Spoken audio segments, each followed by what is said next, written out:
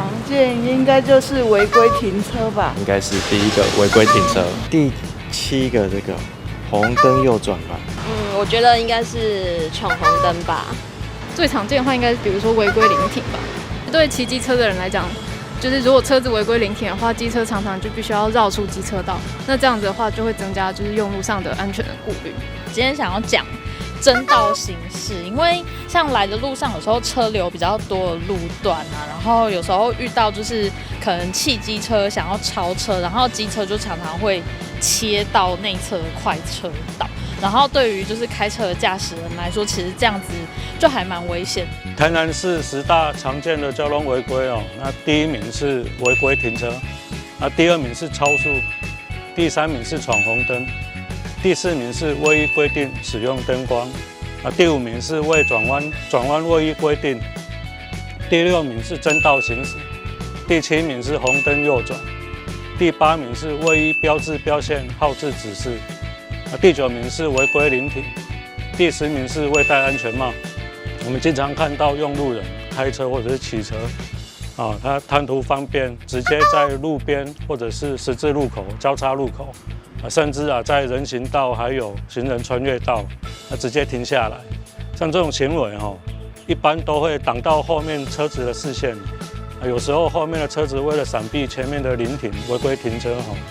为了闪避前面的车辆，去跟其他的用路人车辆追撞这样。很多驾驶朋友就如网络所说的切西瓜或者是鬼切直接从外侧车道左转，或者是从内侧车道右转它跟争道行驶差不多是一个概念。一般我们在路口接近路口处会画设双白线，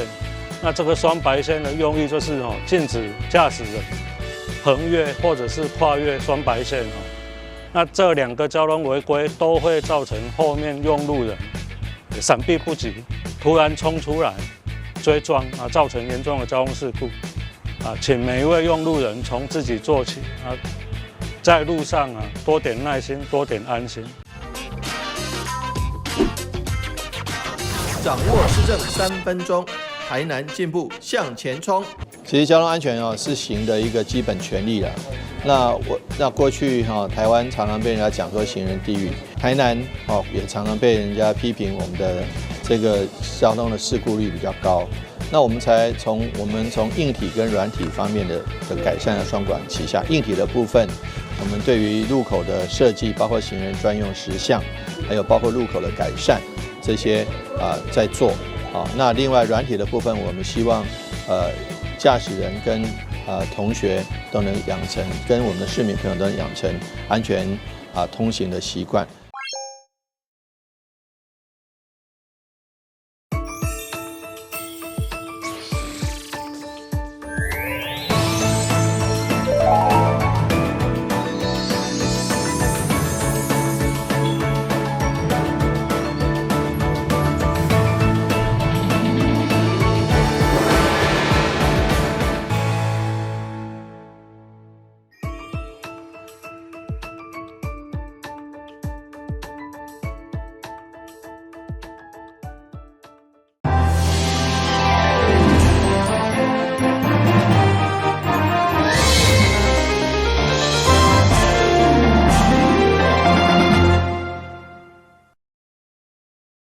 21日上午，国民党4位台南市立委参选人做伙来到选委会登记。在完成登记手续后，4位立委参选人在党籍议员以及支持者陪同下，做伙画出下架贪腐、远离战争。下架贪腐，远离战争。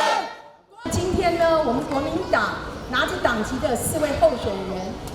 参加了这个已经完成了登记的手续，盼望1月13的时候，我们能够带起下架贪腐、远离战争的这样子的一个投票的风潮，让中华民国长治久安，让两岸和平共存，也让贪腐的民党政府下台。彭聪是一个新人，所以新人我真个伫这今早基站，甲阮大家提拔的乡亲是多少半暖，是讲这道的确是需要一定的改变啦，而且大家乡亲是多支持。随着选举的日子愈来愈近，蓝白合不合也是支持者关键议题。国民党台南市第3选区立委参选人姚振宇就表示，不管蓝白合不合，伊也希望国会民进党袂当过半。因此，台南拿军每一席立委席次拢非常的重要，因为这不是为了家己，是为了后代子孙。国民党是一个负责任的政党，不管蓝白合不合，我希望国会民进党都不能过半。所以台南每一席立委对国民党来讲，对台湾来讲都非常的重要，不只为我们，也为了我们后代子孙。立委一定在台南突破障碍，我们就一定可以得胜。台南市第6选区立委参选人陈以信表示，这次台南4位党籍立委参选人共同来登记，是向政要来重返执政，展现翻转台南的决心。国民党4个候选人在这边齐聚一堂，共同的来登记来参选，就是象征我们要重返执政，我们要翻转台南的一个决心在场我们还有很多台南市议员跟我们共同我们一起团结向前行。我们这一次的选举一定要下架民进党，上架国民党。陈以信强调，这次选举，台南4位国民党的参选人拢有共同的目标。为了台南、台湾以及中华民国，应会持续努力打拼。记者张世伟采访报道。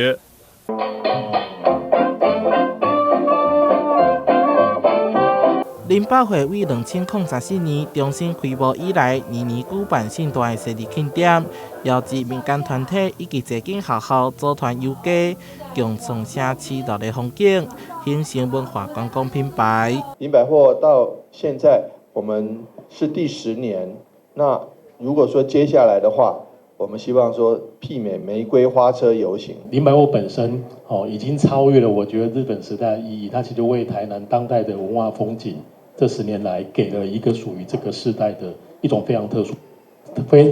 殊的印记。这次游行总共有28个团体参与，特别邀请赤山舞团为活动打造专属的摩登摇摆舞步，并邀请 SFC 歌舞团以精彩的舞蹈串联规场活动，以社区为舞台，舞出台南的热情。到店来庆祝林百货92岁生日。我们全部是自发性的，我们的团队都是自发性的来跟我们一起去游行。那我们的团队其实每一组都是用心打扮。其中 Focus 设计的服装是将台南小吃牛肉汤、小羹米粉穿在身躯顶。另外，林百货4楼艺文空间透过1:12的袖珍模型，展出富城怀旧场景，陪伴台南迈入后一个100年里程碑。台南新闻顺怀采访报道。We are from Taiwan. Okay, today we are going to introduce our local food. Okay, around our area. 台南市立林国小师生甲美国犹他州姊妹校师生进行一场美食文化活动，以手画美食地图海报，使用专英语介绍食物特色、食材以及制作方法。现场特别准备各种台南美食小吃，还有美术班师生共同打造的创意食物模型。看起来是真的，但是是假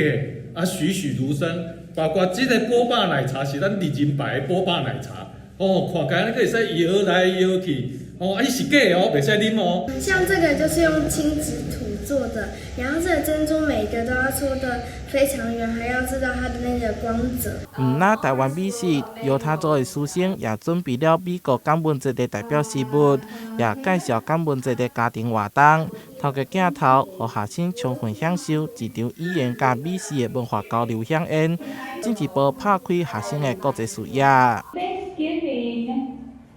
it's in the name, right? 感恩节 Thanksgiving.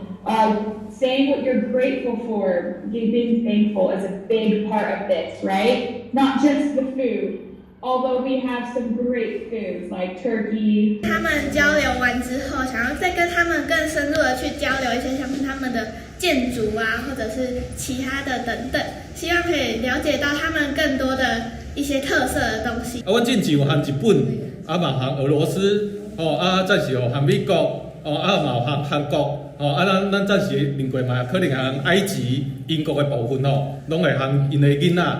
做互动啊，做学习啦。希望是咱的囡仔会了解各地不同的文化。透过所谓的国际交流，丰富了双方的学习经验，相当具有意义。历年国小的师生也探出机会，邀请美国犹他州学生明年来台湾，感受富城四巴东的魅力。Visit us, come to Taiwan and visit us, okay? OK。台南新闻所发采访报道。相信做厝对着厝头家甲厝骹拢毋是简单的代志，为了协助民众做着厝，嘛避免厝头家拄着拗客。中央社会主体包租代管计划进入第4期，台南嘛将增加1600户，同时提升双方专业的服务品质，加强拓展溪北地区的服务。要让民众会当以租金行情的8折，或者是9折来租着厝。好的政策可以看到这几年来，第一年全台南市只有第一期只有371户，第二期就增加了台南市的部分增加1155户，那个这工会就增加206户，第3期工会增加得很快。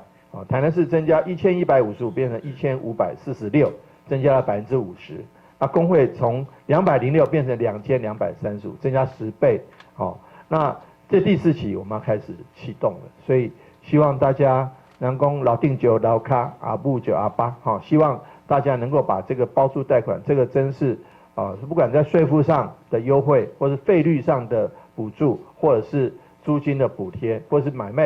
租赁双方的保障，都下了非常多的这个努力，所得到一个好的环境，减少了双方的纠纷，也减少了彼此的疑虑，更减少了社会上许多不必要的送累。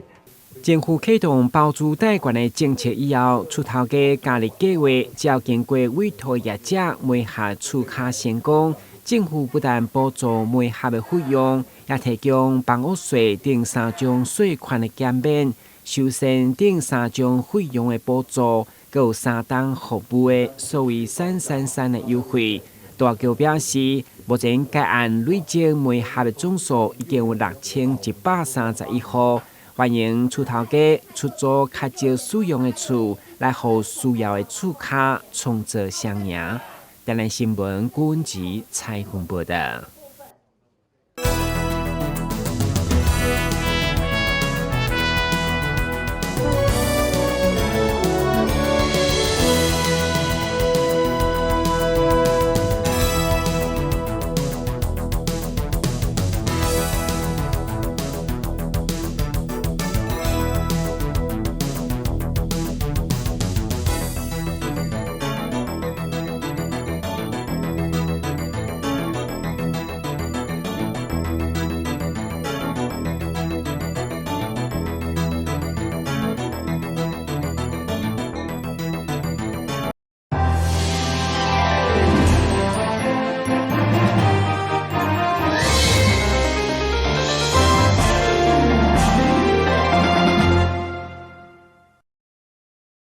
台南市立安南病院自2023年4月份正式启用达文西第4代的机械手臂，到11月中总共完成35例手术，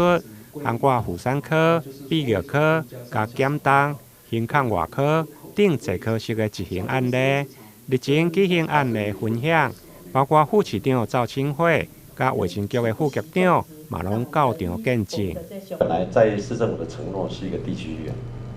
但是在我们前任院长任内已经把整个区医院，那下一步当然是医学中心了。这一次每次我先都来督考啊，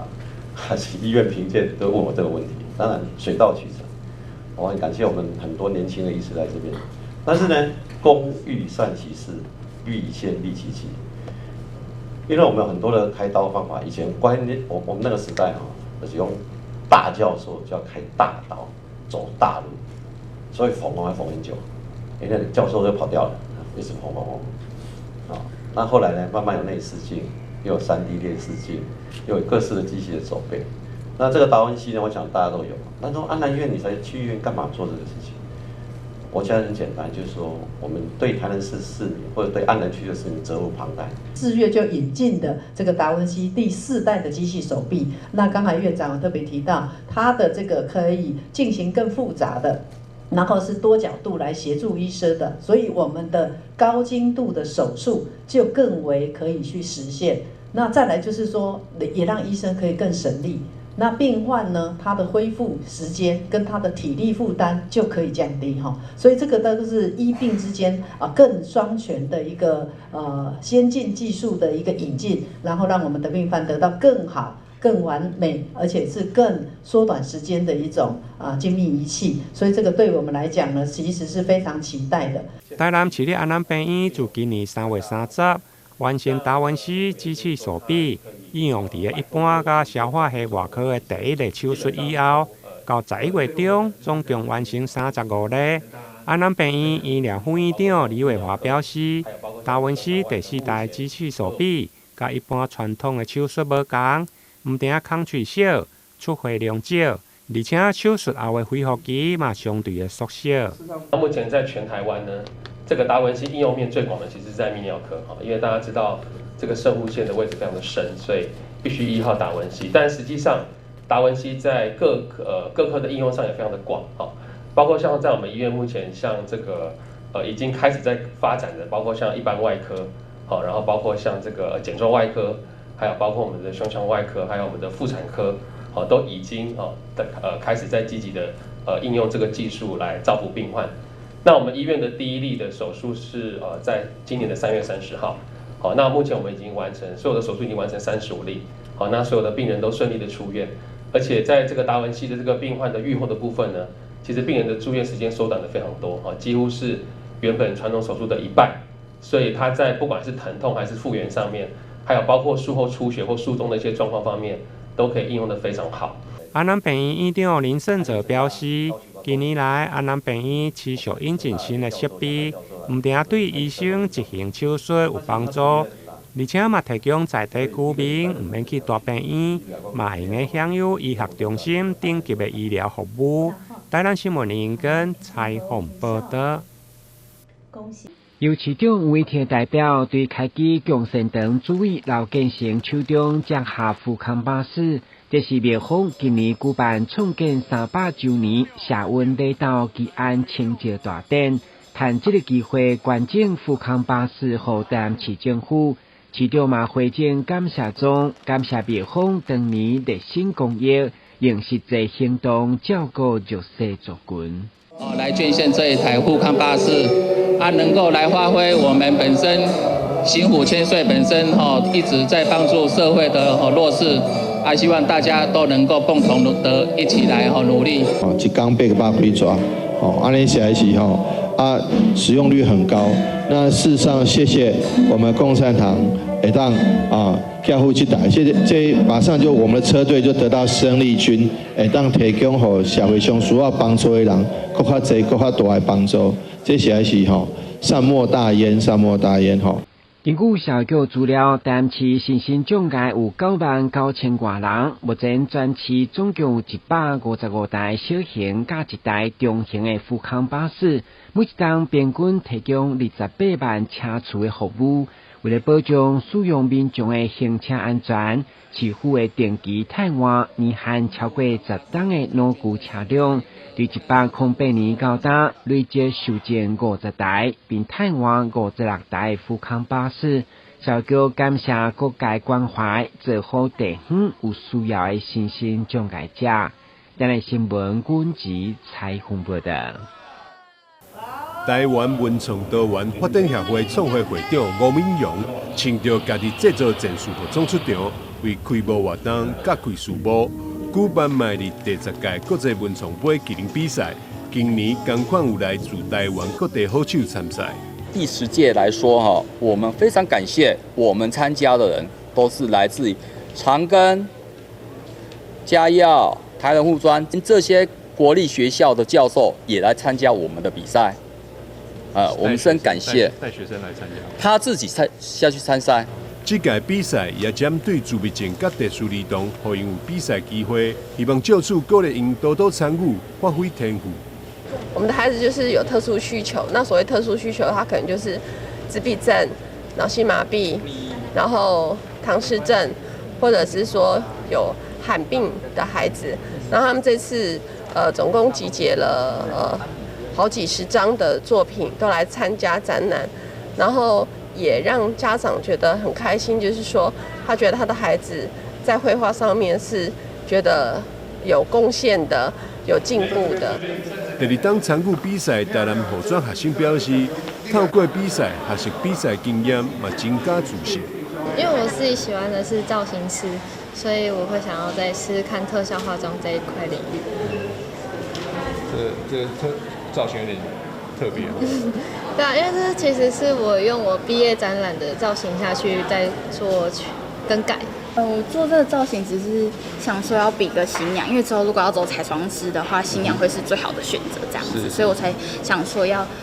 来比新娘这个比赛。这次得到协会所颁发台湾女性企业精英奖的洪淑琴，本身是从事医美事业，伊就鼓励参赛学生爱把握机会，勇敢表现家己，创造好人缘，才会当有贵人相助。透过这个学会这个大会能够创造很多人才。能够培育很多人才，还有大会尽心尽力。今天是一个公平、公正的一个比赛，我自己也参加比赛的裁判。我希望今天的所有选手都能够很好的表现出来自己的一面，还有机会来的时候一定要好好的表现，一定要好好的表现，然后还有自己要努力，然后一定要创造好的人缘。好的人缘，你才有好的贵人。主办单位也预告，明年将会增加65岁以上长青组的比赛项目，让社会更加侪长辈透过比赛找回自信，再创美好健康人生。记者张世维采访报道。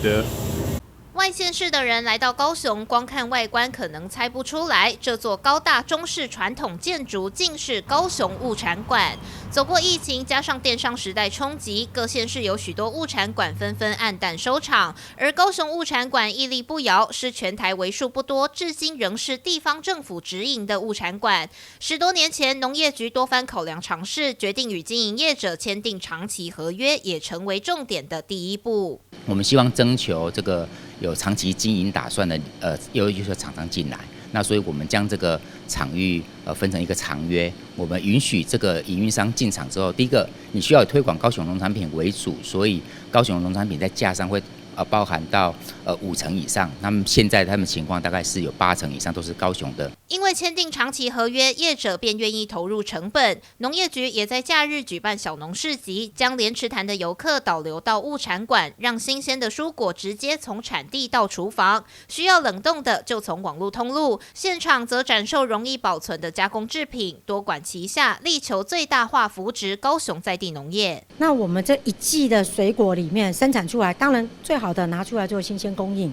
那新鲜供应吃不完怎么办？于是开始做我们的果醋、酵素、酿酒、陈年醋，然后甚至做果干或者加工，那我们的农民在整个产业会升级。所以在高雄物产馆，你可以看到我们的各区农民的这一系列产品去来上架，因为你目前看到的产品可能不及我们高雄的产品的1/10、1/20，所以采取轮流性或者是季节性的上架模式。除了展售中心，物产馆其他地方也有餐厅与接待外宾的空间，加上一旁的莲池潭休憩区，兼具休闲与国际交流。有了多功能场域，高雄优质的农产品就能适时出场。农业局也推出了高雄物产馆限定贩售的综合伴手礼礼盒，作为城市特色亮点。它是城市级的一个推展农产品的中心，所以高雄市最近我们开发高雄城市伴手礼的高雄贺礼，